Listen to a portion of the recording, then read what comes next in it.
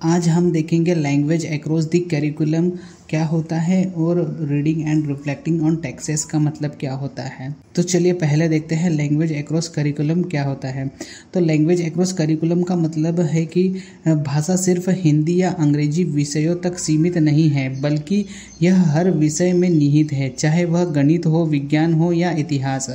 हर विषय की अपनी विशेष शब्दावली और भाषा होती है और हर विषय इन शब्दावली और भाषा का उपयोग अपने तरीके से करता है। इसलिए स्टूडेंट्स जब इन विषयों को पढ़ते हैं तो वे साथ ही साथ अपने भाषा कौशल को भी सीख रहे होते हैं।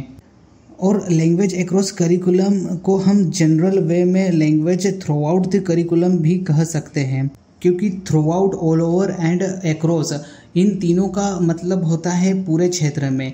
यानी करिकुलम में जितने भी सब्जेक्ट है, चाहे वो हिंदी, इंग्लिश, साइंस, मैथ्स हो, इनकी हर एक की एक भाषा होती है और यह भाषा अपने तरीके से यूज़ करते हैं। चलिए एग्जाम्पल से समझते हैं। जैसे हिंदी में हमने बोला पानी उबलने लगता है जब उसे गर्म किया जाता है। अगर हम इसे साइंस में बोलेंगे तो पानी 100 डिग्री सेल्सियस तापमान पर अपनी द्रव्य अवस्था से वाष्प अवस्था में परिवर्तित हो जाता है, जिसे हम बॉइलिंग पॉइंट कहते हैं। यदि हम इस वाक्य को मैथ्स में बोले तो इस तरह से बोल सकते हैं, यदि पानी को 25 डिग्री सेल्सियस से 100 डिग्री सेल्सियस तक गर्म किया जाए तो यह तापमान में 75 डिग्री सेल्सियस की वृद्धि को दर्शाता है, जो इसके बॉइलिंग पॉइंट तक पहुंचने का संकेत देता है। और आप स्क्रीन पर देख सकते हैं कि इस वाक्य को दूसरे विषयों में किस तरह से उपयोग किया जा सकता है।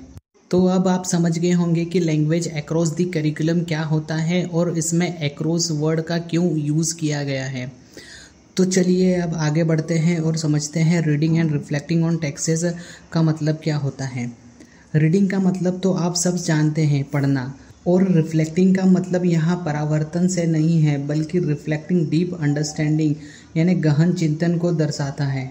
तो reading and reflecting on Texas का मतलब है कि आप जो कुछ भी पढ़ते हो, चाहे वह कोई बुक हो, लेख हो या कोई अन्य सामग्री, उस पर गहराई से सोचना, विचार करना। मतलब आप सिर्फ शब्दों को पढ़ने की बजाय उनके पीछे के विचारों और भावनाओं को समझने की कोशिश करें और यह भी समझना कि वह जानकारी आपके लिए कितनी उपयोगी है और आप उसे अपने जीवन में कहाँ और कैसे यूज़ कर सकते हैं। तो यह था reading and reflecting on Texas का मतलब।